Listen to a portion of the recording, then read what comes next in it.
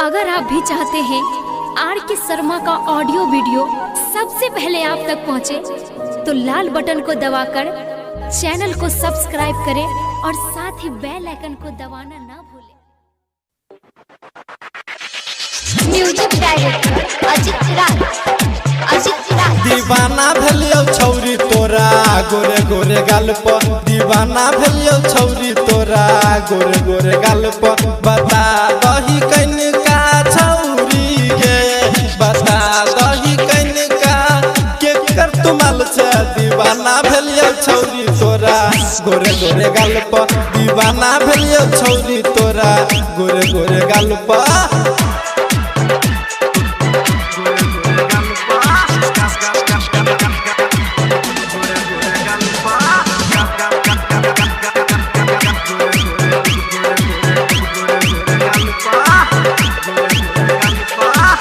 चले छे करी नानियन कमर हिला क, छोरा सबके सोच देह आग लगा क गए, आग लगा क।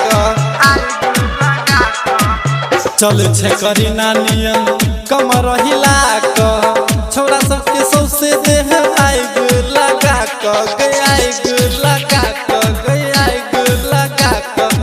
चले छी किया छौरी कमर हिला क, दीवाना भेलियो छौरी तोरा गोरे गोरे गाल पर, दीवाना भेलियो छौरी तोरा गोरे गोरे गाल पर।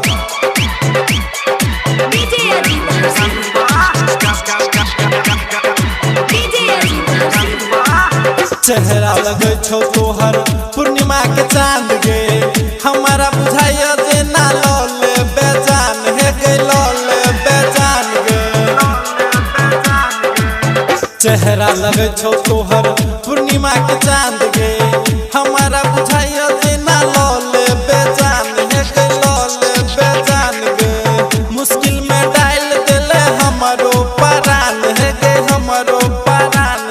दीवाना भेलियो छौरी तोरा गोरे गोरे गाल पर, दीवाना भेलियो छौरी तोरा गोरे गोरे गाल पर।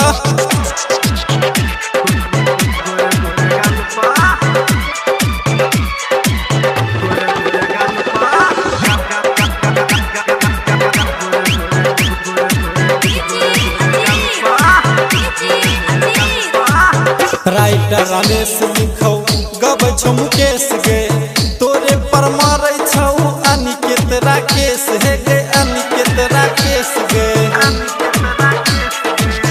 शर्मा राजेश लिखौ गबै छौ मुकेश गे, तोरे पर मारै छौ अनिकेत राकेश हे गे, अनिकेत राकेश गे।